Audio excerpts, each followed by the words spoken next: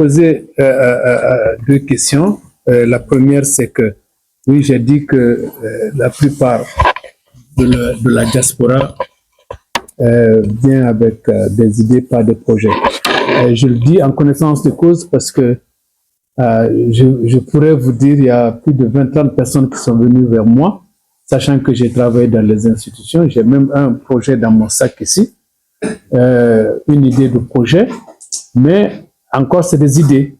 Et ils veulent que j'aide pour financer le projet. Et je leur ai dit que non. Il y a tellement de choses qui manquent dans ce truc pour que une banque, qu'elle soit multilatérale, on croit que j'ai travaillé dans les institutions internationales, l'argent est facile, on peut y aller. Là où moi je travaillais, le projet qui coûte le moins cher devrait au moins coûter 20 millions de dollars. Parce que le travail d'un projet de 1 million de dollars et celui de 1 milliard de dollars, c'est exactement la même chose. Le travail que tu dois faire.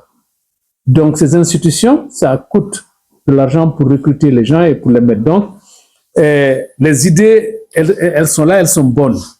Mais il faut qu'on arrive à pousser et comprendre que l'idée, c'est pas un projet. Et dès que tu commences à dire et ça, on disparaît, on dit que non, tu ne veux pas aider.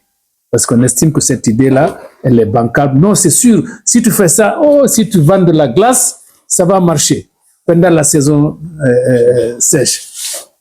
Surtout à Ramadan. Et à la saison pluie maintenant. On fait comment? Donc, il y a ces idées qui sont là et donc qui ne peuvent pas permettre de financer des projets. Concrètement, il faut que cette diaspora la comprenne. Elle est la mieux adaptée à comprendre qu'il faut un retour sur investissement. C'est aussi simple que ça. L'idée, elle est bonne, mais tant que tu ne démontres pas qu'il y a un retour sur investissement, personne ne va mettre ses sous. Donc, c'est de faire les études et de s'assurer que le projet qu'on a, c'est un projet bancable. C'est important. Des exemples complets où la diaspora a fait. Regardez l'Inde.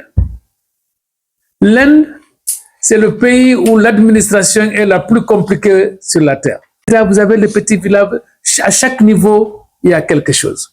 Donc, pour dire que vous allez engager un projet dans un pays comme l'Inde, c'était comme arracher une dent sans anesthésie. Mais regardez ceux qui sont devenus, font partie des 5 plus grandes économies de la terre. Mais qui a été responsable, c'est la diaspora. C'est leur diaspora aux États-Unis, en Angleterre, qui n'a pas accepté un état de fait. Voici mon pays, on ne peut rien, il faut vivre avec, mais qui sont venus, qui se sont implantés avec leurs relations. Par exemple, ils sont allés vers les technologies de l'information. Ils ont pu implanter ce qui se passait ailleurs pour dire on peut le faire ici à moindre coût.